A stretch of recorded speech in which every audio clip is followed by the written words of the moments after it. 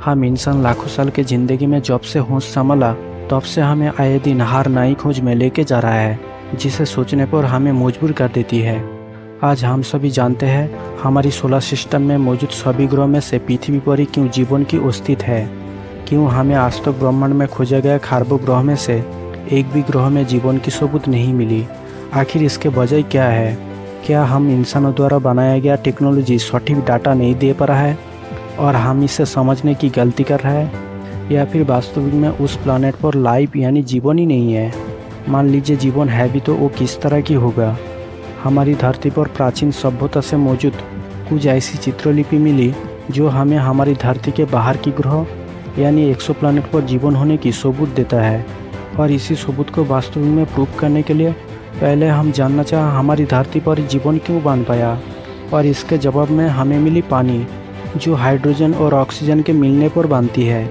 परंतु सिर्फ पानी के कारण पृथ्वी पर जीवन की होना मुमकिन नहीं था। इसके लिए हाइड्रोजन ऑक्सीजन के अलावा ज़रूरत था दूसरी एलिमेंट, जो कि nitrogen helium. Helium inactivity element है जो किसी के साथ रिएक्ट नहीं करता। इसके बाद जो एलिमेंट है वो है कार्बन, जो हमारी डीएनए के पेस्ट है। इन सभी के अंदर कार्बन ही एकमात्र ऐसी एलिमेंट है जो इतनी रिएक्टिव है, वो अकेला ही जितनी मॉलिक्यूल बना सकती है जो ब्रह्मांड की और किसी भी एलिमेंट नहीं बना सकती। इसलिए हमारी पृथ्वी पर जीवन की होना कोई बड़ी फैक्ट नहीं है। यानी इससे पता चलती है कोई भी प्लानेट पर लाइफ होने के लिए पहले ऐसा भी होना जरूरी है। तो जैसे कि हम जानते आया किसी भी हैबिटेबल जोन ग्रह पर लाइफ हो सकता है, ऐसा समझना सही नहीं होगी, क्योंकि हम जानते हैं हैबिटेबल जोन प्लानेट उसी को कहा जाता है जिस प्लानेट की दूरी स्टार से पृथ्वी और सूरज के जैसी मैक्सिमम दूरी पर होती है। जिसके वजह ये होगा उस प्लानेट पर किसी भी जीव सही टेम्परेचर में जीवित रह पाएगी और साथ में पानी लिक्विड अवस्था में रहेगी, तो वहाँ जरूर लाइफ बन सकती है। फिर भी अगर आपको ये समझ में आ गया तो हमें देखना है उस प्लानेट पर मैग्नेटिक फील्ड आखिर स्टार से आई रेडिएशन को कितनी तक झेल सकती है। साथ में ये भी देखना है प्लानेट टाइटली लॉक है कि नहीं, मतलब प्लानेट के चारों ओर स्टार की रोशनी पहुंच पा रहा है या फिर केवल एक साइड में रोशनी और दूसरी साइड में हमेशा अंधेरा है।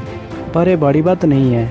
अगर सब कुछ ठीक रहा तो प्लानेट टाइटली लॉक होने के बावजूद भी टर्मिनेटर लाइन पर जीवन बन सकती है, क्योंकि वहाँ दोनों जगह मिलने के कारण ना तो ज़्यादा गर्मी होगी और ना ही ज़्यादा ठंडी होगी।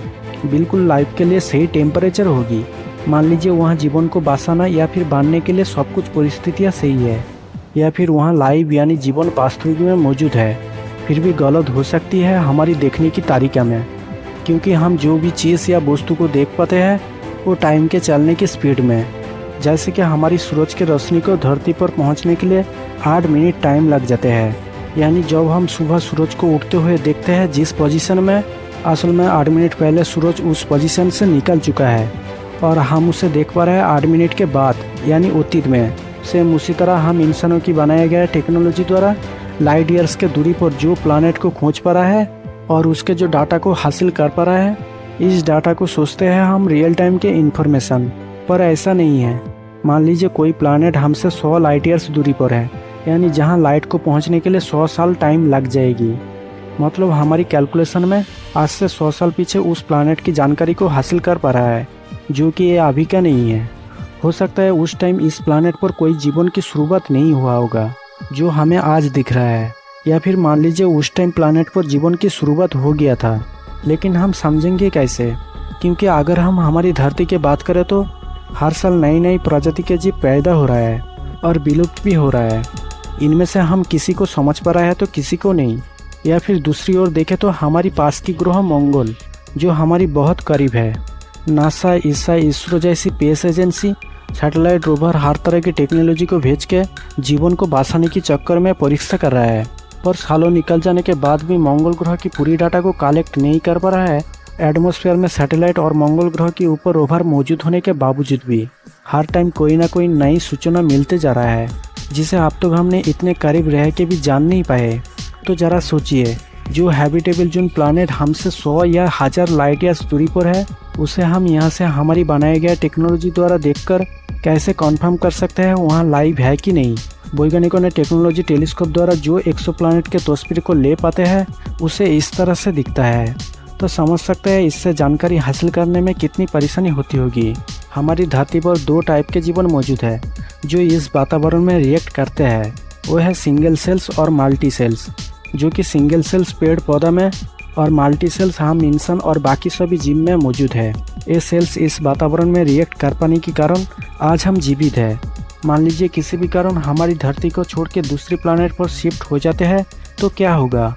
हम आज तक जानते नहीं कि दूसरी किसी ग्रह के वातावरण में ये सेल्स रिएक्ट करेगा कि नहीं। अगर रिएक्ट करता भी है तो हो सकता है हमारे शरीर और दिमाग की सब कुछ हालत बदलने लगेगी, या फिर पृथ्वी जैसी वातावरण होने के बावजूद भी हम जीवित नहीं रह पाएंगे। शायद आप सोचते होंगे आखिर ऐसा क्यों, क्योंकि यहाँ पे कुछ इस तरह से होगा। अगर आप एक समुद्र के मछली को तालाब के मीठा पानी में छोड़ देंगे तो वो कुछ ही टाइम तक जीवित रह पाएगी। मतलब दोनों के दोनों ही पानी होने पर भी कोई एक दूसरे के स्तर पर जीवित नहीं रह सकता। सेम उसी तरह अगर हम दूसरे किसी ग्रह में जाते हैं तो, या फिर वहाँ के जीव हमारी ग्रह पर आए तो अपने कायदे कानून से बना वातावरण के अलावा वो जी नहीं सकता, या फिर जी भी लेते हैं तो उसके हुलिया बदलने लगेगी। अगर आपको पूछा जाए हमारी धरती पर इंसानों की बात, ऐसा कौन सी जीव है जो ज़्यादा बुद्धिमान है, तो ऐसे में आपकी जवाब होगा चिंपैंजी, जो साइन लैंग्वेज यूज करके उनके साथियों के साथ कांटेक्ट करते हैं। लेकिन क्या आप जानती हो इसके डीएनए से हमारे डीएनए कितनी % डिफरेंस है, जो कि केवल 2%। तो सोच सकते हैं उनसे केवल 2% डिफरेंस होने के कारण आज हम इंसान कंप्यूटर, सैटेलाइट, हर तरह की टेक्नोलॉजी क्या नहीं क्या आविष्कार कर रहा है। तो दूसरे ग्रह में कोई अगर ऐसी जीव रहता है जो हमसे केवल 2% ही नहीं, केवल 1% डिफरेंस हमसे बेहतर होती है, तो सोच सकते हैं वो हमसे कितनी एडवांस होगी, हमारी सोच से भी कितनी बड़ी होगी उनके सोच। हो सकता है वो जीव हमारी धरती पर मौजूद जीव की तरह नहीं दिखे, लेकिन जरूर वो हमसे कई ज़्यादा शक्तिशाली और बुद्धिमान होगी। तो ऐसे में आप बोलेंगे अगर वहाँ के जीव हमसे इतनी एडवांस है तो हमारे साथ आज तक संपर्क क्यों नहीं किया, या फिर हमें अब तक उनके पता क्यों नहीं मिली। इसकी एकमात्र वजह होगी दोनों के बीच समझने की अंतराल। मतलब अब तक हमने जो भी सिग्नल को भेजा है वो हमारी बनाए गए टेक्नोलॉजी के माध्यम से, जिसे अपनी लैंग्वेज को कोड करके मैसेज के रूप में भेजा है। सेम उसी तरह उन्होंने भी उनके कायदे कानून से सिग्नल को भेज रहा होगा। पर भेजने से क्या होगा, उसके लिए चाहिए सिग्नल डिटेक्ट करने की सही टेक्नोलॉजी, जो शायद एक दूसरे के पास वो टेक्नोलॉजी मौजूद नहीं होगी जो कि उस सिग्नल को डिटेक्ट कर सके। पर इससे भी बड़ी वजह तभी सामने आएगी जब हम टाइम के चलने के अनुसार देखेंगे। मतलब अगर वो जीव हमें 1000 लाइट ईयर्स के दूरी से देख रहा है तो हमारी पृथ्वी को 1000 साल पीछे देखते होगी, जिस टाइम हम इतने इंटेलिजेंट नहीं था। या फिर हो सकता है उन्होंने हमारी पृथ्वी पर जीवन को ऑब्जर्व किया और हमारे पास आने के लिए स्पेसशिप लेकर निकल पड़ा, पर उन्हें हमारी ग्रह नहीं मिली होगी, क्योंकि हम जानते हैं लाइट के स्पीड में ट्रैवल करते वक्त समय धीरे बीतता है। तो उन्होंने अगर 1000 लाइट ईयर्स के सफ़र में लाइट के स्पीड जितनी तेज़ गति में ट्रैवल कर रहा है तो उनके पास बीतेगी केवल 10 साल, और तब तक हमारी पृथ्वी पर बीत चुका होगा 1000 साल। और इसी 1000 साल के बाद जब टारगेट की हुई पृथ्वी के लोकेशन पर उन्होंने पहुंचेंगे तब देखेगी पृथ्वी वहां से गायब है। वो इसलिए क्योंकि ब्रह्मांड हर पल एक्सपेंड हो रहा है, जिस कारण हर कोई ऑब्जेक्ट अपनी पोजीशन बदल के दूर निकलते जा रहा है, जिस कारण 1000 साल बीत जाने के बाद उनको हम टारगेट की हुई लोकेशन पर नहीं मिलेंगे।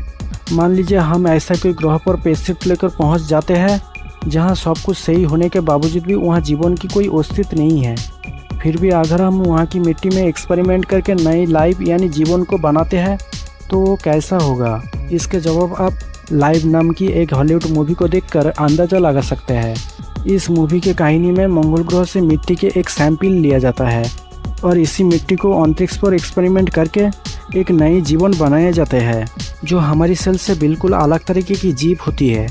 पहले वो नॉर्मल जीवों की तरह बिहेव करते हैं, पर बाद में वो खतरा बनने लगते हैं। फिर उसे हर तरह की टेम्परेचर और परिस्थितियों में मारने की कोशिश किया जाता है, पर वो जीवित रहता है। इस मूवी में जो कहानी को दिखाया गया वो वास्तव में बिल्कुल ऐसा ही हो सकता है अगर हम किसी भी प्लानट पर ज़बरदस्ती लाइफ बनाने की कोशिश करें तो। इसीलिए हमेशा कोई भी लाइफ को उस परिस्थितियों में बनना चाहिए जिस प्राकृतिक कायदे कानून से वो अपने आप बनना चाहती है, यानी जिससे पता चलती है दूसरे कोई प्लानट से जीव हमारी धरती पर आते हैं या फिर हम इंसान किसी भी एक्सोप्लैनेट पर जाते हैं और उसी वातावरण में जीवित रहते हैं तो हमें कुछ दिनों बाद दूसरी किसी जीव की तरह दिखेगी, हमारी हुलिया बिल्कुल बदल जाएगी। तो अब हम खुद को इंसान बनने के लायक नहीं रहेंगे। पर इन सभी बात की बात है। फिलहाल हमें लाइट के स्पीड में चल सके ऐसी जान और कुछ ऐसी एडवांस टेक्नोलॉजी जो दूर की किसी ऑब्जेक्ट की डाटा को सही तरह से ऑब्जर्व कर सके, और सब कुछ ठीक रहा तो हम दूसरे ग्रह पर शायद उस तरह जिएंगे जिस तरह आज हम पृथ्वी पर जी रहे हैं। तो दोस्तों, अगर ये वीडियो आपको बाकी में पसंद आया हो तो लाइक, दोस्तों के साथ शेयर कीजिए और चैनल को सब्सक्राइब करना ना भूलें, क्योंकि हम लाते हैं हर एपिसोड में साइंस और एजुकेशन रिलेटेड इंटरेस्टिंग फैक्ट। तो जय हिंद, आपके दोस्त शिव प्रसाद।